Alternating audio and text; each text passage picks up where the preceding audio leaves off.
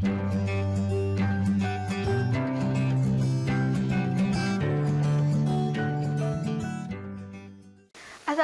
warahmatullahi wabarakatuh.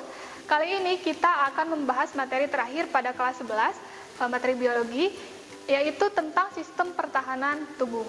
Nah, tubuh kita ini punya salah satu sistem yang bisa melindungi kita dari benda-benda asing yang masuk ke dalam tubuh kita. Salah satunya adalah yang pertama sistem limfatik. Sistem limfatik ini berfungsi untuk mengangkut cairan kembali ke peredaran darah dan juga berfungsi sebagai tempat hidup sel fagositik dan juga limfosit yang berperan dalam sistem pertahanan tubuh, yaitu untuk melawan penyakit.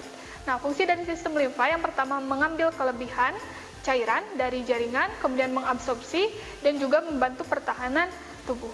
Nah, selanjutnya adalah sistem kekebalan atau imunisasi. Terdapat dua jenis sistem kekebalan. Yang pertama adalah kekebalan bawaan yang ada pada tubuh manusia.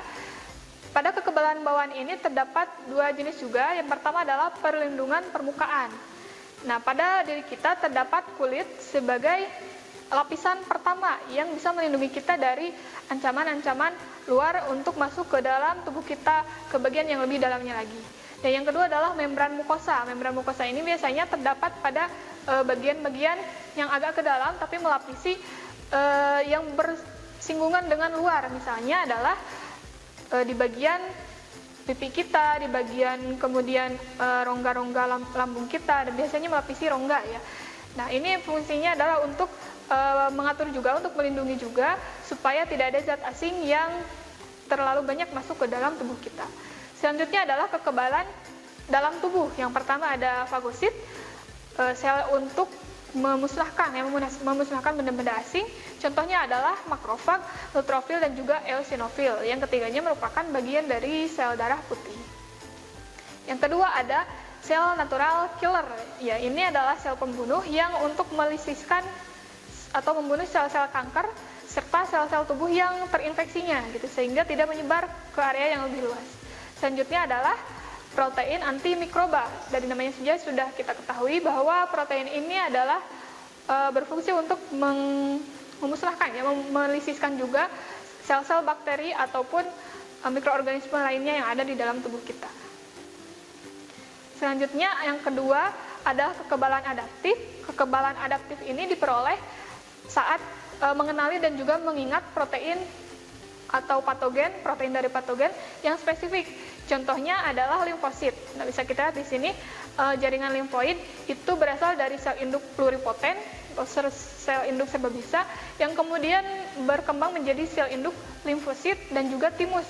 Nah, sel induk limfosit berkembang menjadi sel B dan juga sel timus berkembang menjadi sel T, dan keduanya membentuk jaringan limfoid. Nah, jika ada protein asing masuk ke dalam tubuh kita, maka sel B yang telah terspesialisasi akan menghasilkan protein yang disebut sebagai antibodi. Juga biasanya disebut sebagai Ig atau imunoglobulin.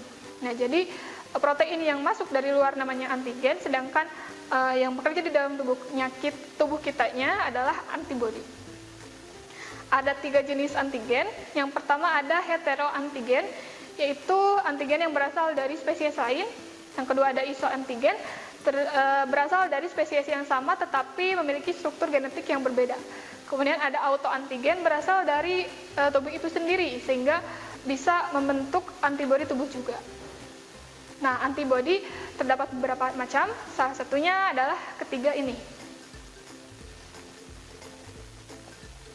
Nah, selanjutnya ada macam-macam kekebalan tubuh berdasarkan keaktifannya, ya, dan juga bagaimana hubungannya dengan imunisasi buatan. Yang pertama ada kekebalan aktif. Kekebalan aktif ini adalah saat tubuh menghasilkan antibodi untuk menahan molekul asing. Sedangkan kekebalan pasif adalah kekebalan yang didapat dari pemindahan antibodi suatu individu ke individu lainnya. Nah, kekebalan aktif dan pasif ini bisa diinduksi atau bisa dirangsang secara buatan, yaitu dengan menggunakan imunisasi, ya. Imunisasi buatan pada kekebalan aktif berupa pengenalan antigen ke dalam tubuh melalui vaksinasi.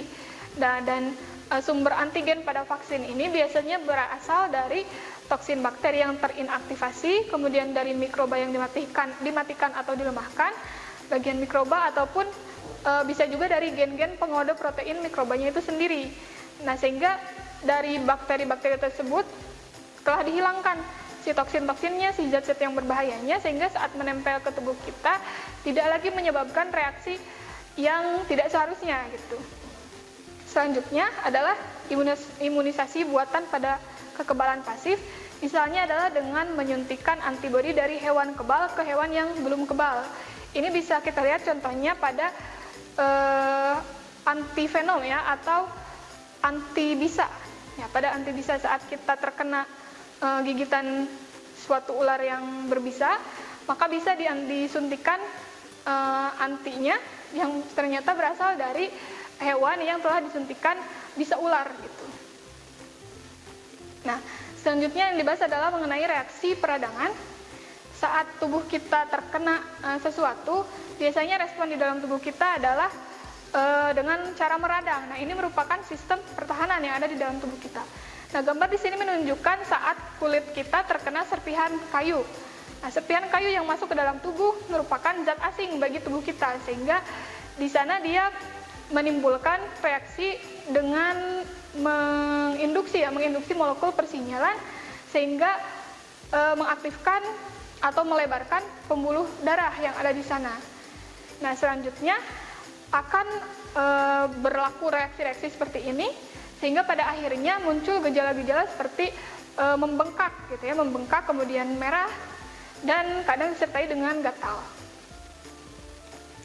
Nah, selanjutnya adalah alergi. Alergi ini merupakan respon berlebihan terhadap antigen tertentu. Nah, antigen ini disebut sebagai alergen. Biasanya alergi ini tidak spesifik ya pada seseorang gitu. Ada yang alergi terhadap suatu benda tapi orang lain tidak. Nah, ini adalah respon berlebihan atau hipersensitivitas. Biasanya yang muncul dari alergi ini adalah gejala berupa bersin, hidung dan mata berair, kemudian kontraksi pada otot poros yang pada akhirnya bisa menyebabkan kesulitan bernapas. Nah, obat-obatan yang digunakan untuk menekan gejala alergi adalah antihistamin. Nah, ternyata alergi ini juga bisa mengancam nyawa karena reaksi alergi akut atau yang secara tiba-tiba dan langsung parah bisa menyebabkan shock anafilaktik yang menyebabkan penurunan tekanan darah secara mendadak, sehingga sistem dalam tubuh kita menjadi kacau dan bisa menyebabkan kematian. Itu saja untuk bahasan dari sistem pertahanan tubuh di dalam manusia. Terima kasih. Wassalamualaikum warahmatullahi wabarakatuh. Kunjungi sosial media lainnya seperti website kami di pkbmalfata.com, Facebook PKB Malfata Mananjaya, Instagram PKB Malfata _official. Dan terima kasih telah klik video ini. Jangan lupa like, comment, share, and subscribe untuk menunjukkan dukungan kamu terhadap channel ini. Enjoy the video, PKB Malfata.